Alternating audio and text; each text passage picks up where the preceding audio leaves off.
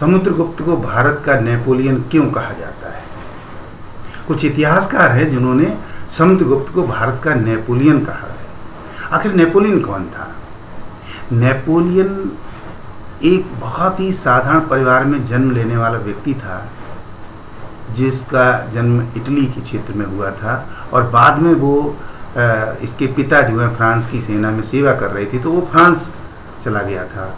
और फ्रांस में जब क्रांति हुई 1789 ईस्वी की, उसके बाद वहाँ अनेक परिवर्तन हुए। उन परिवर्तनों को वो अच्छी तरीके से देखता रहा और एक साधारण सैनिक से लेकर के वो सेना का कमांडर बना और बाद में वो फ्रांस का शासक बन गया। फ्रांस का जब शासक बन गया तो उसने अपने साहस के बल पर सेना को संगठित किया और यूरोप के अनेक देशों को जीत लिया और फ्रांस को यूरोप का सबसे शक्तिशाली देश बना दिया था। लेकिन 1814 ईस्वी में जब यूरोप के अन्य देशों ने मिलकर के नेपोलियन के ऊपर आक्रमण किया तो वाटरलू के युद्ध में इसकी पराजय हुई थी। लेकिन उससे पहले करीब 15-20 वर्षों तक नेपोलियन का फ्रांस के अंदर बहुत ही वर्चस्व स्थापित था। उसने फ्रांस के साम्राज्य को बढ़ाया और शक्तिशाली देश बनाया। उससे अन्य सभी देश यूरोप के जो थे वो डरने लगे थे। इसी तरीके से समुद्रगुप्त ने गुप्त काल के अंदर अनेक आसपास के राजाओं को पराजित कर गुप्त राज्य को साम्राज्य के रूप में परिवर्तित कर दिया और बहुत शक्तिशाली गुप्त साम्राज्य स्थापित किया। इसीलिए इतिहासकारों ने उसको भारत का नेपोलियन कहा है। तो आइए देखते हैं कि आखिर ऐसी क्या खास बात थी समुद्रगुप्त के अंदर, कौन कौन सी उसने विजय हासिल की थी, क्या आखिर उसने कार्य किए थे जिसके कारण उसको नेपोलियन कहा जाता है। तो आइए इसी बात पर विचार करते हैं। विंसेंट स्मिथ जो कि भारतीय इतिहास पर बहुत पैनी नज़र रखते हैं और उन्होंने बहुत ही बेबाक तरीके से अपने विचार व्यक्त किए हैं, वो कहते हैं कि चंद्रगुप्त प्रथम के पुत्र समुद्रगुप्त का शासन जो है लगभग 335 ईस्वी में सिंहासन पर बैठा था और उसने 375 ईस्वी तक शासन किया था। अब इसमें समुद्रगुप्त की क्या प्रशंसा करते हैं? वो कहते हैं कि समुद्रगुप्त जो कि दूसरा गुप्त सम्राट था, भारतीय इतिहास के सम्राटों में एक महत्वपूर्ण एवं उल्लेखनीय स्थान रखता है। इतिहासकारों ने समुद्रगुप्त को भारत का नेपोलियन कहकर के उसको एक विशिष्ट उपाधि से विभूषित किया है। यानी वैसे तो गुप्त साम्राज्य की स्थापना जो है वो श्रीगुप्त ने की थी, गुप्त वंश की। लेकिन श्रीगुप्त कोई बहुत ज़्यादा बड़ा राज्य स्थापित नहीं कर पाए थे। वास्तव में उसका जो संस्थापक माना जाता है गुप्त वंश का, वो उसको चंद्रगुप्त प्रथम को माना जाता है और उसका बेटा था समुद्रगुप्त जो कि बहुत शक्तिशाली शासक था। अब समुद्रगुप्त के बारे में जो जानकारी मिलती है तो उस समय के अनेक अभिलेख मिलते हैं। हरिशेन नामक व्यक्ति जो था वो समुद्रगुप्त का दरबारी व्यक्ति था, दरबारी विद्वान था और उसने समुद्रगुप्त के पराक्रम को, उसकी विजयों को बहुत अच्छी तरीके से लिखा है और ये जो उल्लेख किया है वो प्रयाग या इलाहाबाद स्तंभ के नाम से जाना जाता है या प्रयाग प्रशस्ति के नाम से जाना जाता है। आखिर उस प्रयाग प्रशस्ति में क्या खास बातें लिखी हुई हैं ये जानना बहुत जरूरी है। प्रतियोगी परीक्षाओं में प्रयाग प्रशस्ति से संबंधित या हरिशेन से संबंधित अवश्य प्रश्न पूछा जाता है। तो हरिशेन द्वारा लिखित प्रयाग प्रशस्ति में क्या है? समुद्रगुप्त के पराक्रम, उसकी विजयों, उसकी कार्यों का उल्लेख किया गया है। खासतौर से समुद्रगुप्त ने समीप के प्रदेशों को अपने राज्य में मिला लिया था, यानी कि समुद्रगुप्त के आसपास के जो राज्य थे वो उसने अपने राज्य में मिला लिए थे, ऐसा प्रयाग प्रशस्ति से पता चलता है। उसके बाद दूरस्थ राज्यों को स्वतंत्र कर दिया था। जो दूर के राज्य जीते थे उन राजाओं से वो कर वसूल करते थे और उन राजाओं को स्वतंत्र कर दिया था कि आप अपने आप शासन चलाइए, लेकिन आपको हमारी अधीनता स्वीकार करनी पड़ेगी। अगली बात थी जंगली तथा आटविक जो राज्य थे उनको अपना दास बना लिया था। यानी कि जो मध्य भारत है आज का, इस क्षेत्र को आटविक क्षेत्र कहते थे और यहाँ पर जो जंगली जातियाँ रहती थीं उनको जीत करके उनको अपना दास बना लिया था, यानी अपनी सेवा में लगा लिया था, ऐसा उल्लेख मिलता है। कुछ भ्रष्ट राजाओं को अपने राज्य में मिलाकर उनका उद्धार कर दिया था। कुछ राजा जो भ्रष्ट थे, जिनसे जनता परेशान थी, उनके राज्यों को जीत करके और उनके राजाओं के अधिकारों को छीनकर अपने हाथ में ले लिया था और वहाँ की प्रजा का उद्धार कर दिया था। कहने का मतलब वहाँ की प्रजा का कल्याण कर दिया था। कुछ राज्यों को आज्ञा मानने के लिए, कुछ राजाओं को आज्ञा मानने के लिए बाध्य करते हुए कर वसूल करता था। कुछ राजाओं से कहता था आप हमारी आज्ञा को मानिए और हमें कर दीजिए। अगले पराजित राजाओं के आग्रह पर उनकी कन्याओं के साथ विवाह किया। जिन राज्यों को पराजित कर देता था तो बहुत से राजा अपने राज्य को सुरक्षित रखने के लिए तथा अपने आप को सुरक्षित रखने के लिए अपनी कन्याओं का विवाह करते थे, विवाह का प्रस्ताव लाते थे।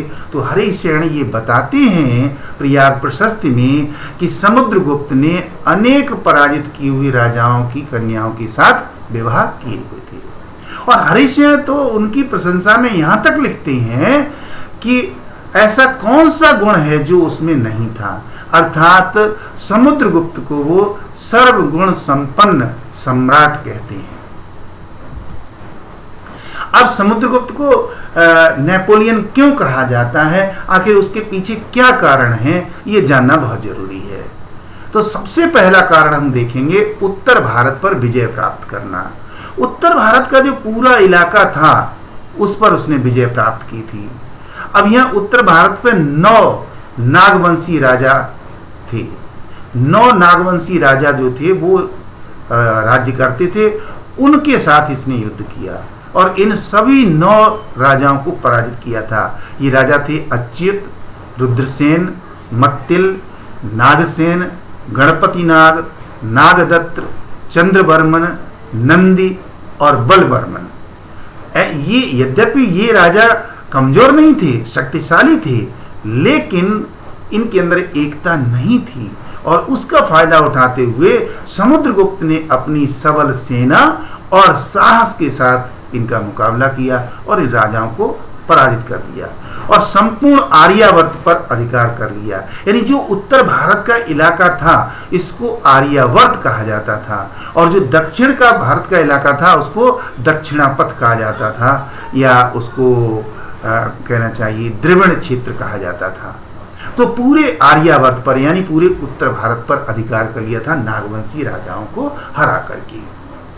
दूसरी बात अगर हम देखेंगे तो वो ये है कि मध्य भारत के जो आटविक राजा थे, जो मध्य क्षेत्र था वहाँ जंगली राज्य थे ये, यानी यहाँ पर बहुत जंगल थे और आदिवासी और उस तरीके के लोग रहते थे। तो इन लोगों को मध्य भारत के ये 8वीं के राज्यों पर आक्रमण कर, ये 8वीं राज्यों पर आक्रमण करके इन लोगों को अपना दास बना लिया था। अब इसके बाद देखिए दक्षिण भारत पर विजय। जब उत्तर भारत पर और मध्य भारत पर समुद्रगुप्त ने कब्जा कर लिया, और इतना ही नहीं कि केवल कब्जा कर लिया था, उसके बाद बाकायदा वहां का प्रशासन सुगठित किया, व्यवस्था को सही किया सुशासन चलाने के लिए। तब दक्षिण की ओर प्रस्थान किया और दक्षिण भारत के 12 राज्यों पर आक्रमण कर दिया उसने, और 12 राज्यों पर आक्रमण करके उनको जीत लिया था। ये जो राज्य थे और राजा थे वो थे कौशल के राजा महेंद्र, महाकांतर ये राज्य था जिसके राजा थे व्याघ्रराज, कुराल का राजा था मंतराज, कोटरक का स्वामी दत्त, पिष्टपुर का महेंद्रगिरी, अवमुक्त का नीलराज, एरंडपल्ल का दमन, बैंगी का हस्तिवर्मन, पालक का अग्रसेन और कांची का विष्णुगोप जिसको आज कांचीपुरम कहा जाता है, कुस्थलपुर का धनंजय और देवराष्ट्र का कुबेर। ये जो 12 राजा थे इन राजाओं को पराजित कर दिया था और दक्षिण के एक बड़े भाग पर कब्जा कर लिया था। इसके बाद देखिए सीमांत राज्यों पर विजय हासिल करना। 5 सीमांत राज्य थे जो गुप्त साम्राज्य की सीमा से लगे हुए थे। इन पर जब आक्रमण किया समुद्रगुप्त ने तो इन्होंने युद्ध नहीं किया, बल्कि समुद्रगुप्त की शक्ति को देखते हुए इन्होंने आत्मसमर्पण कर दिया। जब आत्मसमर्पण किया तो ये जो 5 राज्य थे, ये थे समतट, दबाक, कामरूप जिसको आज आसाम कहा जाता है, नेपाल और करतपुर। ये 5 राज्य थे। करतपुर जिसको आज करतारपुर के नाम से जाना जाता है। इन 5 राज्यों पर जो है वो समुद्रगुप्त का राज्य स्थापित हो गया था, उनके अधीन हो गए थे। तो इस तरीके से अगर देखें कि उत्तर भारत के 9 राज्यों, मध्य भारत के 8 राज्यों, दक्षिण भारत के 12 राज्यों, सीमांत के 5 राज्यों, इतने बड़े क्षेत्र पर जो है वो समुद्रगुप्त ने विजय हासिल कर ली थी और निरंतर आगे बढ़ता चला जा रहा था। अब इसके बाद गणराज्यों की विजय। कुछ राज्य ऐसे थे उस समय गुप्त काल के अंतर्गत जो प्रजातांत्रिक सिद्धांतों के आधार पर अपना शासन चला रहे थे, यानी जनता की इच्छाओं के आधार पर शासन कर रहे थे। लेकिन इनकी एक कमजोरी थी कि वो बहुत दुर्बल थे। ये राजा बहुत शक्तिशाली नहीं थे। ऐसे 9 गणराज्य थे। ये 9 गणराज्य यौधेय, अर्जुनायन, प्रार्जुन, आभीर, मद्र, मालव, सन्निकानिक, काक और खरपरिक थे। ये राज्य थे। ये आप यह जब इनके नाम देखेंगे तो ये महाभारत कालीन नामों से मिलते हैं। यौधेय जैसे युधिष्ठिर का राज्य रहा होगा, अर्जुनायन अर्जुन का राज्य रहा होगा, प्रार्जुन, आभीर, तो ये सभी जो है वो महाभारत कालीन नाम प्रतीत होते हैं। तो ये जो 9 राज्य थे, ये जो वर्तमान समय में अगर देखा जाए तो दिल्ली जो कि उस समय इंद्रप्रस्थ कहलाता था, इससे दक्षिण की ओर और पश्चिम की ओर ये इलाका था जो आज राजस्थान कहलाता है और मध्यकाल में जिसको राजपूताना के नाम से जाना जाता था, ये वो इलाका था। इस इलाके को भी जीत लिया। यानी कि कहने का तात्पर्य है कि ये जो थोड़ा सा क्षेत्र बचा हुआ था, ये क्षेत्र भी जीत लिया और एक विशाल क्षेत्र पर कब्जा कर लिया। इन सभी राज्यों ने समुद्रगुप्त की अधीनता को स्वीकार कर लिया था और समुद्रगुप्त ने एक विशाल साम्राज्य स्थापित कर लिया था। अब अगली बात जो है वह समुद्रगुप्त के वैदेशिक संबंध। यानी ऐसा नहीं था कि समुद्रगुप्त ने तलवार के बल पर, अपनी शक्ति के बल पर आसपास के राज्यों को जीत लिया, सुदूर दक्षिण के राज्यों को जीत लिया और एक शक्तिशाली शासन स्थापित कर लिया। वो जितना शक्तिशाली था, जितना साहसी था समुद्रगुप्त, उतना ही वो विद्वान भी था, उतना ही वो दूरदर्शी भी था। लिहाजा उसने दूसरे देशों के साथ वैदेशिक संबंध स्थापित किए जिससे कि व्यापार और वाणिज्य सही तरीके से चलता रहे। वो एक अच्छा कूटनीतिज्ञ था और बहुत से ऐसी विदेशी राजा थे, विदेशी राजाओं ने भयभीत होकर समुद्रगुप्त से मैत्री संबंध कर लिए। यानी जब बहुत सारे राज्यों को, लगभग 30-35 राज्यों को जब जीत लिया समुद्रगुप्त ने, तो जो अन्य विदेशी राजा थे वो भयभीत हो गए और उन्होंने समुद्रगुप्त के साथ मैत्रीपूर्ण संबंध यानी अच्छे मधुर संबंध स्थापित कर लिए ताकि समुद्रगुप्त उनके ऊपर आक्रमण ना करे। देवपुत्र शाही, शाहानुशाही, शक, मुरंड और सिंघल का विवरण मिलता है। यानी जब हम उस समय के साक्ष्यों को देखते हैं तो हमें वहाँ के जो अवशेष मिलते हैं उनसे ये जानकारी मिलती है कि उसमें शाही, शाहानुशाही, शक, मुरंड और सिंघल इत्यादि का विवरण मिलता है। समुद्रगुप्त ने राजाओं को स्वतंत्रता प्रदान कर दी थी। यानी जो वैदेशिक राजा थे उनको स्वतंत्रता प्रदान कर दी थी कि आप स्वतंत्र रहिए और हमारे साथ मधुर संबंध बनाकर रखिए। समुद्रगुप्त ने विदेशी राजाओं पर नियंत्रण बनाए रखा, लेकिन उनका कंट्रोल रहा, नियंत्रण रहा कि आप जो है बिना हमारी सहमति के अन्य कहीं वैदेशिक संबंध स्थापित नहीं करेंगे। इसके बाद अश्वमेध यज्ञ करवाता है। समुद्रगुप्त की मुद्राओं से इस बात की जानकारी मिलती है कि उसने अश्वमेध यज्ञ करवाई थी। चमर के साथ घोड़े और राजमहसी महारानी की मूर्ति अंकित है, जो इस बात का संदेश देती है कि उस समय अश्वमेध यज्ञ हुआ होगा। मुद्राओं पर अश्वमेध पराक्रम उन्होंने जो है वो उकेरवाया था, लिखवाया था, जिससे भी ये मिलता है। विजयों की श्रृंखला और अश्वमेध यज्ञ उसकी कीर्ति का आधार बने। जो उसने तमाम विजय हासिल की और अश्वमेध यज्ञ करवाया, वो उससे उसकी कीर्ति बहुत अधिक बढ़ गई थी। अगर हम समीक्षा की दृष्टि से देखें तो विंसेंट स्मिथ लिखते हैं कि नेपोलियन के समान ही समुद्रगुप्त भी अपने युग का वीर पुत्र था। जिस तरीके से नेपोलियन स्वयं को क्रांति पुत्र कहलाता था, वीर पुत्र कहलाता था, इतिहासकारों ने भी उसे स्वीकार किया, उसी तरीके से विंसेंट स्मिथ इतिहासकार स्वीकार करते हैं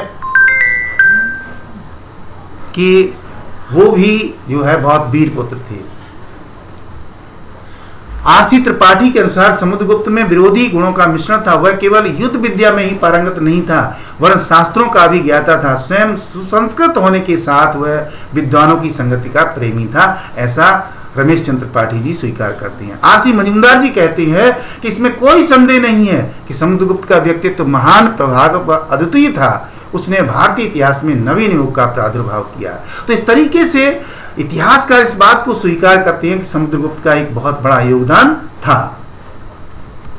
तो इस तरीके से आपने हमारा वीडियो देखा, जिसमें हमने बताने की कोशिश की है कि किस तरीके से समुद्रगुप्त को भारत का नेपोलियन कहा गया है। उसके संबंध में, उसके पक्ष में अनेक तर्क प्रस्तुत किए हैं। उम्मीद करता हूँ ये जानकारी आपको पसंद आई होगी। पसंद आई है तो वीडियो को लाइक और शेयर करना मत भूलिए। धन्यवाद। Thank you very much.